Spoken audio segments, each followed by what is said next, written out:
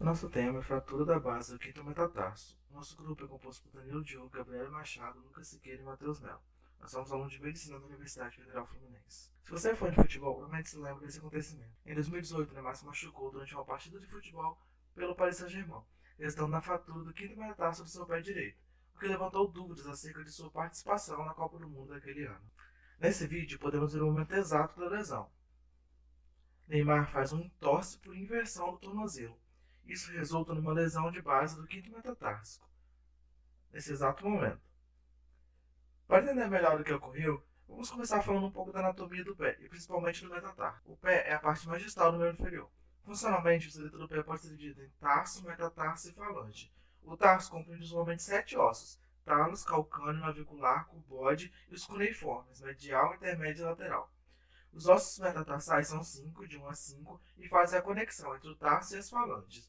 Por fim, as falanges, onde cada dedo possui 3 falanges, exceto o hálux, que possui apenas 2. Falando especificamente sobre os metatarsos, eles são ossos longos e possuem cada um deles uma base, um corpo e uma cabeça.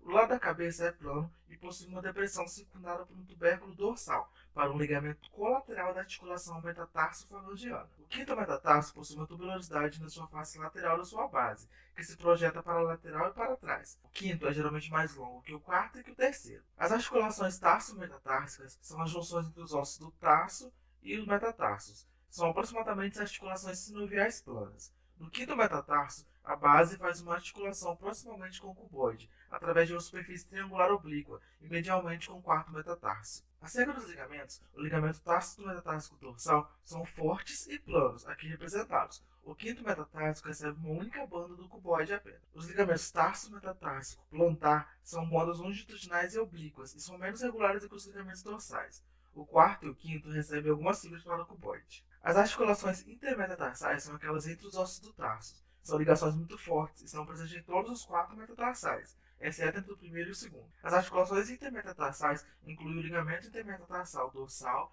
e o ligamento intermetatarsal plantar. Por fim, as junções metatarso-falangianas, que são entre os ossos do metatarso e as falanges. São articulações ovoides ou elípticas entre as cabeças metatarsais, que são arredondadas, e as cavidades rasas nas bases das falanges. Os ligamentos das articulações metatarso-falangianas são o ligamento plantar, os ligamentos intermetatarsais transverso profundo e os ligamentos colaterais. Bom, agora nós vamos falar um pouco sobre os principais músculos e tendões relacionados com o quinto metatarso e a sua importância funcional. Aqui nós temos uma vista lateral da face dorsal do pé. Esse é o tendão do músculo fibular terceiro, que se fixa na parte medial da superfície dorsal e na borda medial da diáfise do quinto metatarso. Ele atua na força de equilíbrio durante a dorsiflexão do pé, se contrapondo à tendência natural de inversão do pé. Esse é o tendão do músculo fibular curto, que se fixa na superfície dorsal do processo estiloide do quinto metatarso e atua como antagonista do tibial posterior para que a posição do pé sobre o talo seja mantida. Ambos são importantes no mecanismo de lesão da fratura por avulsão devido à sua inserção. Agora temos uma vista plantar do pé. A aponeurose plantar emite uma forte banda lateral que se conecta ao ápice da tuberosidade do quinto metatarso e ao processo lateral da tuberosidade calcânea, também sendo um importante ponto anatômico nos mecanismos de lesão por inversão do pé. Dentre os músculos da primeira camada, o abdutor do quinto dedo se insere na falange proximal do quinto dedo, mas faz um sulco ao longo do quinto metatarso. O flexor curto dos dedos se insere nesse sulco. Quanto à terceira camada, o flexor do dedo mínimo tem origem na superfície plantar da base do quinto metatarsal e da bainha do fibular longo. Geralmente, ele se funde lateralmente com o abdutor do dedo mínimo e aí atua na flexão da articulação metatarso-falangiana. Mas algumas vezes, fibras profundas dele se estendem para a parte lateral da metade distal do quinto metatarso, e aí temos o que chamamos de músculo oponente do dedo mínimo. Além disso, temos os interósseos. A cabeça lateral de ambos os interósseos se insere na face medial da diáfise do quinto metatarsal. Quanto ao suprimento, o suprimento sanguíneo extraósseo do quinto metatarsal é suprido pelas artérias metatarsianas dorsal e plantar e uma artéria fibular marginal inconstante que não pode ser visualizada aqui na imagem. Aqui temos um esquema do suprimento sanguíneo intraósseo do quinto metatarso. A artéria nutrícia entra na diáfise proximal medialmente e nutre dentro do osso. Por isso, lesões na diáfise proximal do quinto metatarso podem lesar o ramo proximal dessa artéria, impedindo assim o suprimento sanguíneo para essa região, e, consequentemente, apresentam um prognóstico ruim para a cicatrização óssea. Por outro lado, as lesões na tuberosidade que vamos abordar têm uma taxa e velocidade de consolidação maior, por causa do maior número, né, e distribuição aleatória das artérias metafisárias. Quanto à inervação, o quinto metatarso é inervado por ramos do nervo sural, fibular superficial e plantar lateral. Bom, vamos falar um pouco agora sobre a aplicação anatômica e a etiologia das fraturas do quinto metatarso.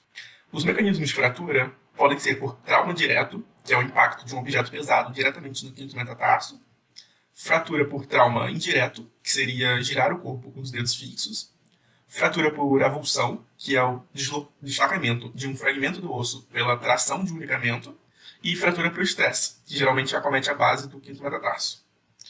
As fraturas do quinto metatarso podem ser divididas pela região afetada.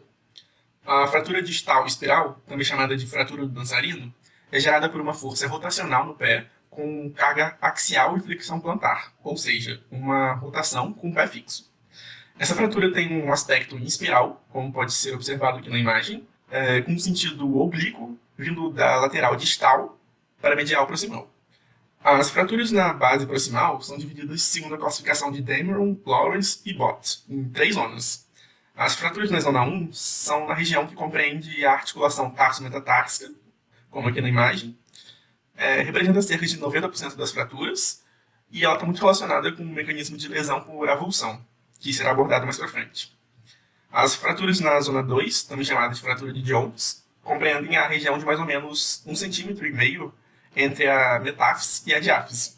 A fratura nessa região é gerada por cisalhamento coronal com carga vertical. As fraturas na zona 3 são causadas por estresse em atletas. A zona 3 é localizada na diáfise do quinto metatarso e, portanto, essa lesão é do tipo diafisária, só que na porção mais proximal da diáfise. Aplicando os conhecimentos à fratura do Neymar, houve uma entorse por inversão do tornozelo, causando uma fratura por avulsão. Nesse caso, a tração da banda lateral da aponeurose plantar, juntamente com a tração dos tendões dos músculos fibular curto e fibular terceiro, causaram essa lesão e, consequentemente, a fratura. Os principais sintomas são edema local e muita dor. E, geralmente, a dor é tão incapacitante que o paciente nem consegue se apoiar com o pé no chão, se limitando os movimentos das articulações prejudicadas. O diagnóstico será feito a partir da anamnese, onde será avaliado o histórico social do paciente, se é atleta ou não. O histórico de saúde, para saber se há alguma comorbidade com relevância clínica importante, como a osteoporose, além de averiguar como surgiu a lesão, se houve um evento específico que desencadeou as queixas ou não. Em seguida, você irá analisar a área do peitoral do pé para verificar se há inchaço, edema e ou dor. Em seguida, o mais recomendado é que se peça um exame de raio-x, lateral, oblíquo ou posterolateral, os 3 ao mesmo tempo. Além disso, é importante salientar que, segundo estudos de ortopedia e traumatologia de Campo Belo, para fechar o diagnóstico é preciso fazer uma ressonância magnética ou tomografia, pois, em alguns casos, não aparece no raio-x. Aqui são as 3 fraturas por avulsão, fratura de Jones e fratura por estresse.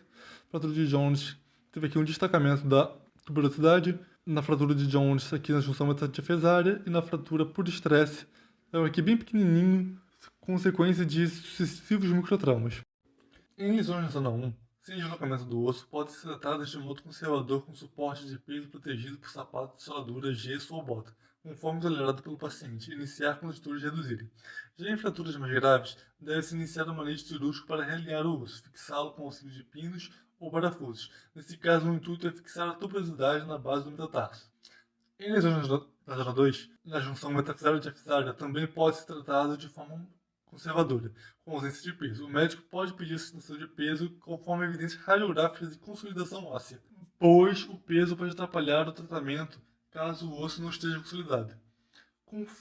Contudo, em pacientes de alta performance é recomendado que o manejo cirúrgico com implementação de parafuso intramedular e estrutura de banda de tensão na base da falange ou fixação percutânea que tem o objetivo de manter estabilidade até a consolidação óssea e manter o seu alinhamento, já que o risco de neunião é muito alto.